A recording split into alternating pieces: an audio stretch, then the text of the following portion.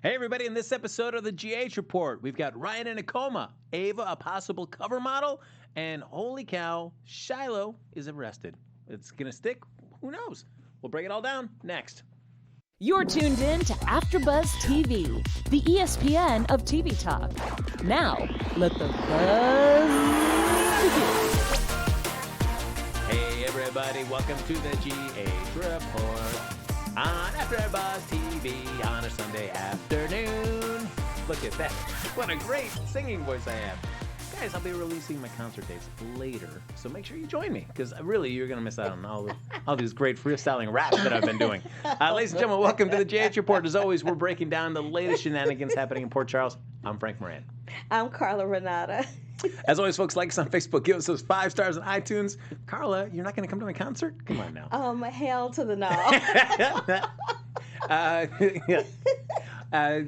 Give us a like there on Facebook there. And also, we've got the chat up and running. So, I mean, holy cow, there's a lot of great people already in there. Yes, let's do a roll call. Joe Costanzo, Annie Goen, Osei Did You See, Tom Clev, Loretta, Kelly Public Cover, Michael B., Lisa Wagner, Zoe Johnson. Welcome, welcome, welcome to the GH Report on June 9th. What's up? Woo! Now, before we break down this week in excruciating, exhaustive detail, Carla, what did you think overall? Oh my God, it was a snooze week. It was a snoozy-lose week. It really was. The best thing about this week was that, and when we get to it in the conversation, I'll expound on it a little bit better, was that monologue by Aunt Stella. Yes. That was probably the best part about the whole week for me. I'm just saying. Yeah. Why don't we jump right into the storyline that's been keeping us riveted to our screens? And that is Jordan going to get a kidney? And who will it be from? Well, we know the only person that has a viable kidney is Ryan, which is ironic, for a variety of reasons. But whoever the makeup artist is on General Hospital, they are doing a really good job at making Jordan look like death warmed over. Yeah. Her eyes get darker and she gets chalkier looking by the day. So kudos to them for that. But I love how everybody is. It's funny how there are certain people invested in Jordan living that aren't necessarily linked directly into that storyline per se, which is kind of interesting to me.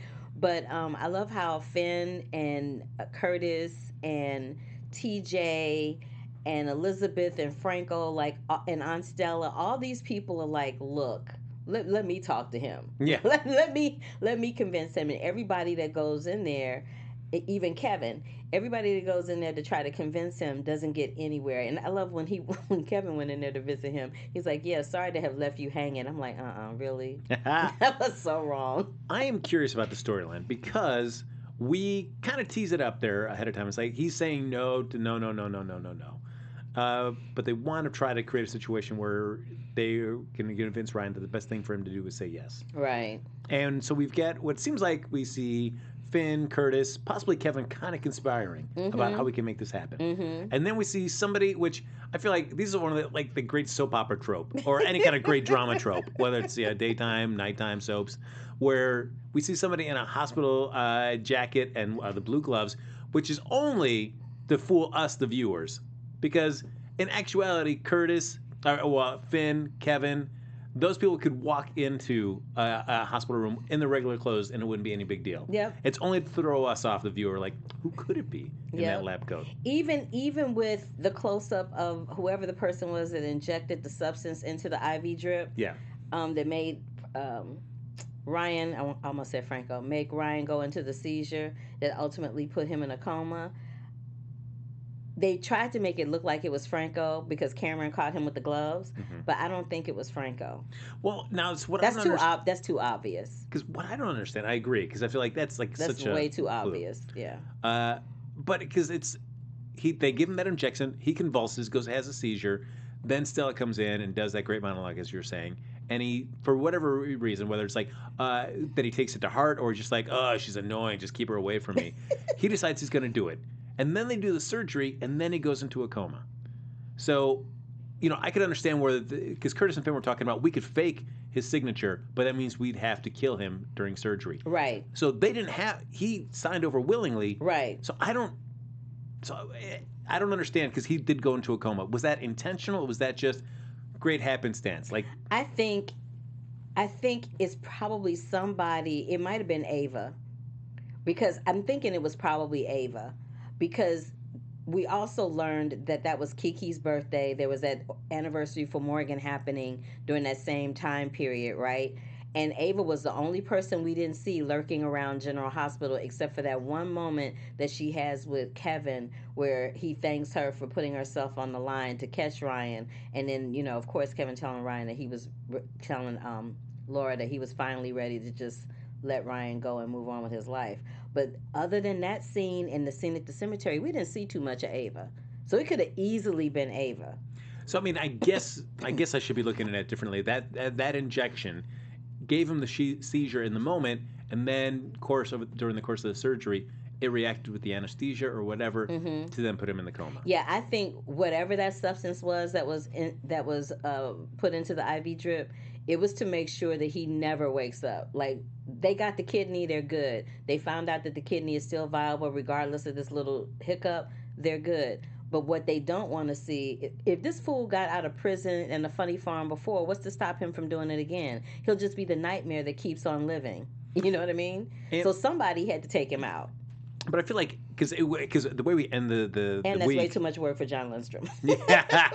The way we end the week, though, is Ryan's being carted out to go to Pentonville. He's still in the coma, but we see all these various different players. We see Finn, we see Franco, Elizabeth, Luke, excuse me, good old Keven and Laura, all kind of seeing him on the gurney. So I feel like all of them kind of teamed up all together to conspire about this to make it all happen. I think they conspired, but I still think it's Ava that did it. Because Ava, I'm telling you, Ava was the only one that wasn't lurking around that hospital. And even when they put him on the gurney, Ava was the only one that wasn't there. Of all the people that had something invested in Ryan, being up out of here, she was not there. True, but I guess that everybody else in there, though, was invested in getting that kidney for Jordan. Right. But because also when they have that scene before that, it gets officially said that Ryan's in a coma. Laura says to Keven, "Thank you for telling me the truth." So it feels like he filled her in on what he was going to do. He didn't want to keep the secret about whatever hijinks were happening with Ryan to get this kidney. So I feel like it's not Ava. It's got to be these guys. I don't think so. I just think that's too obvious, because all along, Ava is the only one who hasn't talked about taking him out in order to save Jordan. She's the only one that didn't have that conversation. She's the only one. Everybody else had a conversation about it. It's just way too obvious for me. That's my opinion. I could be wrong as two left shoes, and I probably am. Yeah. But, what y'all think in the chat room? They said Annie says, I think Keven swapped places with Ryan and gave his consent to donate Ryan's kidney to Jordan in Ryan's place because they made a point to say that Ryan would never willingly donate his kidney. That's a good point, actually. You want me to read it again? No, I understand that point, but he got injected. He had the seizure. That doesn't work. Then what? They take Ryan out of the room and hide him somewhere, and then put Keven in his place, and then have Stella come over and read him the riot act. And he's like, "Well, yeah, that's a lot." Yeah, I'm gonna do it. And then C.M. Smith says Keven and Ryan switched so that Ryan could consent to the transplant. Finn, Keven, Franco, Liz were all in on it. Yeah, I mean, I don't know. I feel like that a lot would of be people in there. horrible. That would be horrible. Yeah, I mean, you drug Ryan, you move him out of the room, and you put Keven in his place to say, yeah, I'll do this. Although he's missing a hand, so it's. Oh right, we forgot about that. Yeah, it's right. They didn't. Oh. I mean, it's hard to hide the fact that you're replacing your twin brother when you have two hands and he only has one. That's actually a good point. So I don't know. I feel like somebody would notice that. Like, wait, he's got two hands. But this is good. This is good writing, though, because it's got you and I debating about who did it, what's happening, what are the different scenarios. It has everybody in the chat room doing the same thing, and then somebody says, right, but hold up. We are assuming that the person wanted to harm Ryan. Maybe it's someone who's helping him to escape. Anyone? Actually, that's a good point, too. Where this concoction is just putting him out for now, and then he wakes up in Pentonville. And then that's easier for him to break out? That's actually a good point. That came from Michael B. Then Jazz 41173 says they went coma and not death because they will need crazy Ryan in the future, although back from the dead isn't a huge deal for them. And then Kelly said one hand might have been under the covers. No, both of his hands were out. I do remember that. One hand was on the sheets and the other hand had the pen in it. Ooh, I'd have to go back and look at that one. Yeah, Go to one the hand tape. was one hand was sitting on the sheets and the other hand had the pen in it. I do remember that. Because the one hand thing is actually a good point. Like, But that speech, let's talk about that speech that Aunt Stella gave to him. Ooh, she let him have it. Yes. She was, first of all, I love that she came in both barrels blazing, gangsta lean, talking about, I'm going to get that kidney one way or another. Like she was going to take him out herself. I'm like, okay, well, Aunt Stella is going in. I was like, oh, man, that was a really nice monologue from her, because in that monologue, she said, you have two choices. You can give the kidney and live, or die and cease to exist. Yeah.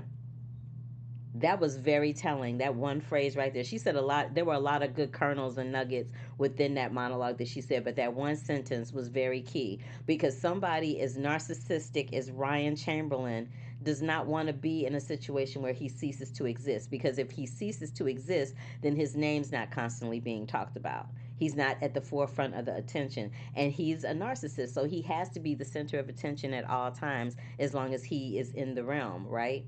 So when she said that, if indeed it was Ryan that agreed to give up the kidney, then I think that she did her due diligence in kicking him over the edge to come up with it. But even though they got the kidney, is there really going to be enough time to save Jordan at this point? I'm feeling like they're going to go through all this drama and she's going to die anyway. Well, they did the surgery and it seems to be a success so far. I mean, I guess we have to see if anything rejects anything. That's what I'm saying. Yeah. I'm feeling like she's gonna probably kick the bucket anyway. I don't want to see her kick the bucket, because I feel like they just brought her onto the scene and I said this before, she was just getting into her stride when that storyline came up. I'm like, yo, there aren't that many black people on General Hospital. Can we just let one of them live and play a storyline all the way out? Can we just do that for a second? Yeah. I'm just, I'm like, can we just have some black people in Port Charles? Come on now. The one reason I feel like they didn't do the swap is because that speech and that scene is so great. To find out that it was just Keven that she was saying it to, I think takes away some of the impact of that scene. But that is actually a good point. And because you want it to be Ryan, because you really want that the hit. Yeah. Up until me coming up in here this evening, I was convinced that it was Ryan. Like all those other scenarios hadn't even crossed my mind until I came up in here in the chat room and you brought it up. I was like, oh, well, that's a good point. That could actually happen. I mean, that could be a possibility. I mean, Keven suffered a lot by Ryan switching places. I mean, it would be nice to see something benefit by Keven kind of like, all right, I'm going to switch places with you and make something happen out of this. But then that would be like a whole goodbye thing. I'm very conflicted about all of that. I'm very conflicted about all that, and it'll be interesting to see how it goes down. Let's flip over to Shiloh, though. Oh, yes. We will do that. I just want to give one hot second, though. Yes, of course. Folks, I got to give a big thanks to everybody real quick, not just for myself, but for Carla as well. Because you watch this show. You can join us every single week. I think last week we had 70 people joining us live in the chat. Yeah, it was. Fantastic. It was bananas. Yes, we love that. We've got 45 right now. Oh, I love it. We love that you actually take the time out of your Sunday. There's so many things you could be doing, but you decide to spend it with us, and we're incredibly appreciative of that. We've got so many other great shows that we do at AfterBuzz, and I know our hosts feel the same way about the people that watch their shows. But we're also asking for help. So if you could subscribe to any of our shows or give us a positive comment on iTunes, it is most greatly appreciated. But again, thank you for enjoying all the great content that we're trying to do for you every single week, every single day, in some cases. So continue to watch shows, and let's grow this thing. Let's see what we can do. Let's take this thing for a ride. What? All right, Carla, you want to dive into Shiloh? Yes, honey, because Shiloh and that whole storyline has shenanigans from top to bottom. So I want to start with Miss Harmony. Because that scene between him and Harmony, where he went in on her and grabbed her by her arm and all that, I was like, oh, he's a douche. Straight up. I always thought he was douche extraordinaire, but this week he earned his reputation and then some. I was like, how you gonna be in a hospital bed with handcuffs and threatening people? How you gonna do that? I can't. And he was like, if you don't find out where my kid is, you will no longer be in the trust. You will no longer do this. I'm like, and not for nothing, and please forgive me for saying this, but is his dick dipped in gold? I mean, like, what is the problem? I don't understand. I don't get it. Yeah. Like, I don't get it. Okay? I don't get it because really? Is he all that you're going to go through all these lengths, especially after he did what he did to your daughter, your own flesh and blood? Like, you going to let this fool come between you and your own flesh and blood? What the hell is that? I can't. I cannot with her. And then she's not any better than him because then she goes up in Willow's classroom and is all up in Willow's face playing them same little mind games that he plays on her. I'm like, wow, his reach is far wide and deep. What it amazes me is, I mean, Harmony seems to be like patient zero of the trust, I think, maybe? Yes. Yes. So she knows exactly what goes on, what Shiloh does, what's inside that tea. Exactly. And it's how can she just say that, yes, this is a proper thing to do? How can you have a conscience? Like, really, how can you have a conscience? But but this is the part that made me laugh out loud when Margot caught her in the hallway and threatened her, and she was like, yeah, you might be arrested as an accomplice because he's going down. Baby, Harmony turned on them heels so quick, fast, and in a hurry, it made your head spin. She did not hesitate. That when they threatened to arrest her and throw her little behind in jail, there was no discussion about it. She didn't argue about that. She turned on her heels and went right down that hallway at General Hospital, never to be seen or heard from again. Yeah, it's... That made me laugh. I was like, oh, no. She a bad... Like, she was like, oh... Y'all want me to go to jail for that fool? Oh, hell no, I'm out. And she left. I was like, oh. Well, she does go inside and talk to Shiloh, because she does, like, if you want to go talk to him, that's what I care. And then he gives her, like, find this baby for me. But the thing so creepy. So Margot's on the trust, and of course she gets to have that moment with Shiloh saying, hey, you know, I've got, you know, the pledge right here. Oh, wait, back it up for a second. How about the fact that it was Sonny the one that gave her the pledge, and she thought that Sonny was going to hold it over her head and use it over her, which I don't think I don't think he had any interest in doing that because his daughter Christina had just gone through that madness. I think he had, if he didn't have empathy for Margot prior to that with the whole mess with her mom, he really had empathy for her with this because he's like, man, this girl is messed up in ways that I can't even imagine. Like, if this happened to my daughter, then it happened to her too. Plus the stuff with her mom and her dad, that's a lot. It's what seems to be interesting me about Margot though is that she's in the trust, so clearly she went through the whole process. Exactly. But she seems like she's not as you know, she's not as deep as, say, like Christina was before the whole pledge stuff happened in the intervention. I think she was, because did you read her face? Like, you could see her. I think she was, and they didn't give her the dialogue to express that, but it was all over her face. Because she seems like a smart woman who's got her head on her shoulders. But so does Harmony. But well, she's dumb as dirt. Like, come on. Harmony seems like a cuckoo bird to me. She does. I just don't see how Margot could go through that, and if, you know, you get the tattoo, you take the drink, you end up having Shiloh forces himself on you, that she could come out of that and say, like, yeah, there wasn't anything shady about this whole deal. It's and what, so to have her go through that, and then it's not only until she hears the recording that Jason and Sam have made that she goes, oh, yeah. Because you can't, like, that's tangible evidence. Because maybe her mindset is that of a cop. You know, a cop that deals, I mean, a lawyer that deals with cops, a DA that deals with cops. She thinks like a cop does, right? So she was like, unless there's hard, tangible evidence, and then they produced the hard, tangible evidence and played it for her, you can't negate that. You can't negate that that's not him in that video. You can't negate what he said. You can't negate what he's doing to Sam. Like, you can't watch that or listen to it and say that didn't happen, because it did. So in the logical, legal brain of hers, she's like, yeah, I can't protect him from this. And then it was the way he acted when she went in the room to roll over on him. She's like, yeah. And I didn't see this. I didn't see her resigning coming. Did you see that coming? We'll talk about that in their sweet news and gossip. Oh, okay. I didn't see that coming at all. So I was like, ooh, she gonna resign and pop off on Shiloh while he in the bed? I'm like, okay, y'all got jokes. Might as well go. Go for it big. It was interesting that Charlotte thought, like, hey, we were just role playing, right, for the cop in the room, right? And then she's like, no, there was no role playing. You're going down, buddy. Yeah, that was funny. They're saying in the chat room, let's see here, Sonny should have waited until Shiloh's case actually made it in front of a judge before returning Margot's pledge. Yeah, I think that would have been too late, don't you? No, I don't think because I don't think Margot. Well, I mean, Margot's recusing herself anyway, so pledge or no Conflict of pledge. interest, yeah. She can't be bothered with that. She would be too close to this. And So then she realizes that she's a in big too deep. mistake. Yeah. I mean, she was too close to it with Sonny. If she did it with this and she's too close to this, it's just like she's doing herself a favor by recusing herself. Who is it? Somebody else said, Jazz 41173 said the whole Dawn of Day storyline needs to die a quick death. Yeah, they are dragging it out just a tad, but it's still interesting so far. I mean, I feel like it is a cult is maybe that portion of it's going to die, but Shiloh as somebody that's trying to pursue his son. Yeah, that's not over. And any sort of payback that he can get on Jason and Sam, and then whatever the secret backstory is between him and Drew are things that still are yet to play out.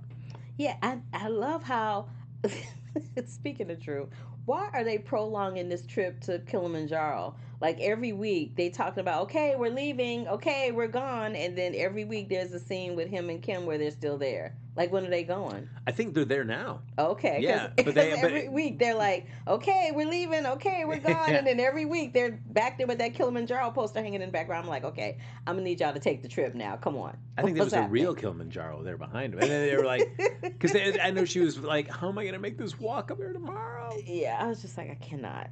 The other thing that was kind of cool is that I think they're prepping us for Cameron and Joss hooking up.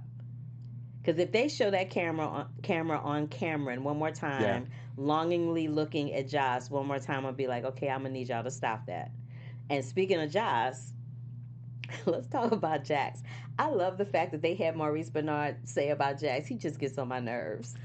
That made me laugh out loud. I enjoy it. It's just somebody that just rubs Sonny the wrong way. And that's what he said too. He said he just gets on my nerves. He just rubs me the wrong way. I just love that. I love whenever they're in a room together that there's that palpable tension in the air where you just are like, ooh, what's about to pop off? Is it going to pop off? Oh, I want to know what it is. Because what I like about it is ordinarily when you see somebody not liking somebody, the show has already done a great job as painting them as an evil person. They're coming for Sonny's territory. They've done something wrong to the family. They deserve Sonny's dislike and scorn. Right. But I mean, Jax is a long-established character. People have a rooting interest in Jax as much as they do in Sonny. So it's like you don't just hate Jax. You know, there's always going to be some people that don't like Jax, like there are some people that don't like Sonny. Yeah, there's always going to be somebody that doesn't like somebody for whatever reason. Like everybody doesn't like everybody, but Jax, and I think Jax really just gets under Sonny's skin because of Carly and Brenda. Yes, that's what I think.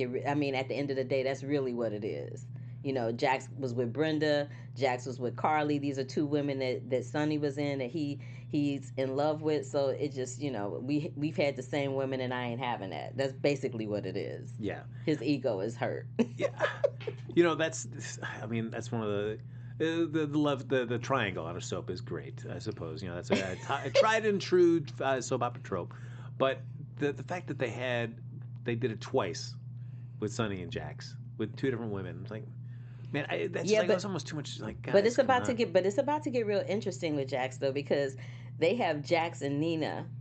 Yes. The whole Jax and Nina thing, and how giddy and silly acting Nina acts whenever Jax comes around, and how she's always exclaiming how excited she is about, you know, Jax working for Crimson and da-da-da-da-da, and how uncomfortable and insecure and sad and pitiful it's making Valentine look. And whenever Valentine starts looking or feeling like that, shenanigans ensue. So, well, especially for Nina, who's so excited to get married back to Valentine there.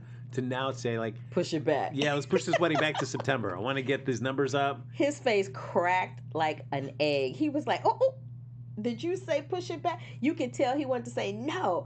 You could tell he wanted to go in, yes. But he just kind of like seethed and like, you know, pulled it back a minute. I'm like, I did like the seed that they planted. I'm curious to see where it goes. Is where we see Valentine approach Sonny at the Metro Court. Say, hey, what's up with Jax? Like maybe this one we could both work together to try to, you know, solve both of our problems. And Sonny, as you know, he has no reason to like Valentine after what he did with Spencer. So he's like, no, I hate you. But is his dislike for Valentine greater than his dislike for Jax? To the point where he's like, okay, I can at least tolerate working with you if it's going to get Jax out of the way. Probably the latter. Yeah. I mean, it would be interesting to see, if they're kind of, I will team up with you in this instance only because there's somebody I dislike more than I dislike you. Oh, they're saying in the chat room that they're not feeling Jax and Nina. Daisy Flower 40 is not having it. I'm there for all of that. Interesting. I'd be curious, Daisy, why are you not intrigued? I know I certainly am. Maybe it's just because I've seen so much of Nina and Valentine. It is nice to just get a shot in the arm of just something different. Yeah, I'm there for all of that, but it's going to be different When Cynthia. Yeah, when Cynthia comes in, Cynthia Watros, right? Yep. When Cynthia comes in, it's the dynamic of the character is going to be really different. So I don't know if I will feel the same way once that transition takes place. We'll see. It's all about that. It is interesting that it has been announced a while back. It seems like that Michelle Stafford was moving back to YNR, and we still see so much of the storyline going. It's basically a race to seeing what gets revealed before her filming wraps up, and she's made the leap over to YNR. I'll be curious to see how far we get into these secrets that need to be revealed to Nina. Exactly. Speaking of Nina, Sasha and Michael are getting a little cozy. We're going up to Martha's Vineyard. I kind of like them together. They're so corny, but I kind of like them together. I like them a lot. But I do like the fact that she peeped this about. Was it her that peeped this about him, or was it somebody else? Somebody said to Michael about this moment where they were talking about Jax, and he got this cold look in his eye like his father, and I was like, ooh. Did he really? I don't know, because I know Michael seems to be fond of Jax, but he knows that Sonny does not like him. But he grew up with Jax for a chunk of time. Right, exactly. So he definitely has a different perspective about Jax than Sonny does. Right, exactly. And he mentioned that too. He did say that. He was like, I grew up with both of them, and but Sonny's my dad, so there's part of me that likes both of them. There was something else that went down too. About that daggone baby. I laughed out loud and I thought about you because when Michael was holding that baby, and there was at one point where somebody said, that baby seems to really like you, Michael. And that baby's face was like, why am I here? Yeah. That baby's face was like, why am I here? Why are you holding me? And then somebody off camera must have been making faces or something, because then he started laughing like out of nowhere. It was pure comedy. I was cracking up. It was so funny. One of the least favorite things that I enjoy about GH is any scene that gets Michael around Wiley to see him like, oh, what's my godson doing? Oh, what are you up to? Oh, I can't stand those scenes. Michael could be fine like in a scene with Sasha or if he's doing business, but you get him around that baby and he just acts like such a dope. He does. Oh. It's so comical though. And then I love that that Willow. This was a corny moment too. Excuse me. Willow and Chase had that moment where Chase got the phone call saying that they were finally going to get a chance to arrest Shiloh, and he goes flying out of the room going, yes! I'm like, oh, I cannot with you right now. But speaking of Willow, though, what I did like is the scene between her and Lucas. That was a beautiful scene. Wasn't that a nice scene? That was a really, really nice scene where he offered, to let her have some time with Wiley, and she's like, I can't do that. And I'm like, oh. I'm waiting for the bomb to drop about Nell, because that's about the next thing that's about to drop. Because they can't keep having her, because somebody in the chat room said Lucas and Brad are going to be over and then custody is going to go to Michael. But then Michael's probably going to drop Sasha for Willow because he thinks that Willow is Wiley's mama, but it's not. It's really not. Child, that's going to be a mess when that bomb drops right there. Oof, it's going to be rough. What I did like about the Lucas and Willow scene was we saw Lucas when he gets all that stuff kind of revealed at the nurse's ball. He kind of flies off the handle. And I like that he's like, I had time to go home and process this and think about it and then, understand where you were coming from this. And then it leads to that whole conversation that they had. Yeah, that was a wonderful conversation that they had, that he evolved and he has finally looked at things from her perspective and her point of view as a mom that, has lost their kid or gave their kid up. Like, that was cool that he had that whole discussion with her. Wait, let me flip around for a second. Let's talk about the fact that Sam and Julian did that little caper thing. Yes. And then they come back into Charlie's and Julian just kind of disappears. He kind of like walks in with Sam and then he just kind of disappears. I'm like, is anybody going to address the fact that Julian just walked in with Sam? Is anybody going to talk about that? Like, nope, he just kind of snuck in and went behind the bar. I'm like, what is happening right now? Yeah, it is interesting how, because he then says, like, Alexis, you should talk to me about this. I know more than you probably think I do. And she's like, don't say anything to me. As a lawyer, I can't know this stuff. Right? She's like, I can't. Speaking of Alexa, But I'm sorry, no, Carla. go ahead. But because when he starts getting on his high horse to Alexis, like, oh, but you did this stuff with Christina. How's that any different? It is absolutely different. Yeah, it is. It's her daughter. Yeah.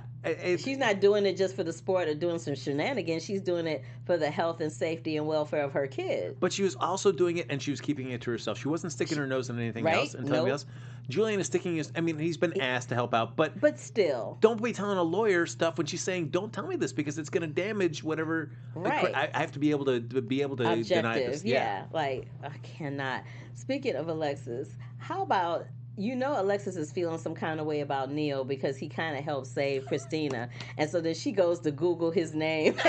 And I'm just like, really, Alexis, that's what we going to do? You can't just ask homeboy what his deal is. You going to Google his name? What do you think you're going to find out on Google?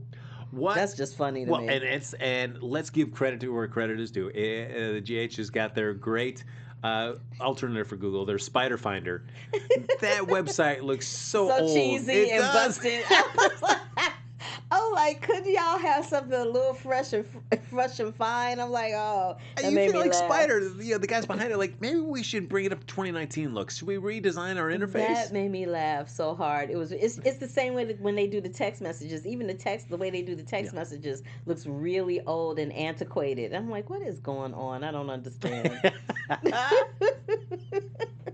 But yeah, it was a slow burn week. I mean, all of those storylines that we've discussed already, and excuse me, and then somebody said Nell is on her way back to Port Charles. Of They course. said she's coming back on June 14th. Great. We'll see the next evolution of that. Yeah, I just feel like everything was a slow burn, the way it kind of played out. Yeah. Don't you think? It will be. And I'm interested with the whole Willow and Sasha, and we've got Wiley, who's not really Sasha's child. Willow's child. Mm-hmm. To see that reveal and how because we already know as viewers, like, it's not going to end well for you guys. Even It's if not going to end well for Willow at all. I feel so bad for her Yeah. when the truth finally does come out. It's going to be like she went through that whole process of grieving and going to the grieving group where she met Michael, and then she thinks that she's found him and that he's alive and that this gay couple has him. To go through all of that and then to suffer with silence, thinking that you're that close to your kid and holding your kid and being around what you think is your kid, and then to have all of that blow up in your face and not have any of it be true, only to find out that your kid really is gone. That's gonna be a trip. and you see something like, I mean, we've got Julian who held a knife up to Alexis's throat, which I thought was like such a terrible thing to do to that character. I felt like it was really hard to walk back from, regardless of whatever motivations the writers later put to those actions. It's just like I don't know if he needed to go that far to try to sell his loyalty. So now you've got Brad in that same situation, who's kind of teamed up with Nell to kind of create this lie about the baby. Is this at all equatable? Is what Brad's actions did so terrible to that character that there's really no coming back from, or is there extenuating circumstances and you can kind of forgive him easier than you could forgive Julian? I think I would have been able to forgive Brad if he had come clean sooner than now. But that baby is a toddler now. When the baby was an actual baby, he had all those months. He was so afraid. The irony in all of it is that he was so afraid of losing Lucas that ultimately that's what's going to happen anyway. Like, I feel like if he had just told Lucas what happened in the beginning, it wouldn't be a thing. Like, yeah, Lucas probably would have blamed him for it for a second, but in a situation like that, there really is no blame. Like, I think the baby died from SIDS, right? Yeah. You can't blame somebody for that. Like, that's one of those unexplainable phenomena that happens every once in a while. There's no rhyme or reason to it. And I feel like if he had just, fessed up in that moment and told Lucas what happened, it probably would have played out differently for him. But then if he had done that, then we wouldn't be talking about the drama right now. So yeah, I mean, when that does get revealed for good old Brad, I feel like that's prison time for that. Oh, he's going to end up in prison with homegirl. They're going to end up there together. Him and Nell just hanging out, watching the nurses' ball in the community room at the prison. Next year we'll show them watching the nurses' ball in prison. Ooh, that's cold-blooded. Yep, see you later. But true. Folks, as we're getting ready to wrap up, I did tease that we're going to do some news and gossip. Why don't we jump into that right now? AfterBuzz TV News. So, Carla, you were mentioning like, oh boy, I can't believe that Margot resigned. Boy, what was that all about? Yeah, it was very quick. Well, we know that, of course, the actress there. We've got Elizabeth Hendrickson. She's the one that played Margot Dawson. She's also heading over to Y&R.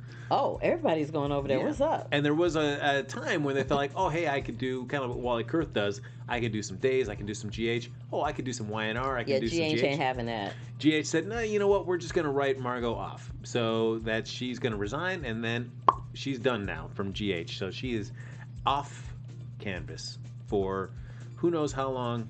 So yes, I don't necessarily think. I think Elizabeth, at least from the social media and the stories we're reading, felt like, hey, maybe I can make this both work. But GH decided they'd rather go in a different direction. So okay, well, if this is the last of Margot that we've seen, which seems like it is, do you have any lingering things you would like to have seen with that character? nope, I'm good. I'm out. You don't want to see Sunny going like, Nope, yes. I'm good.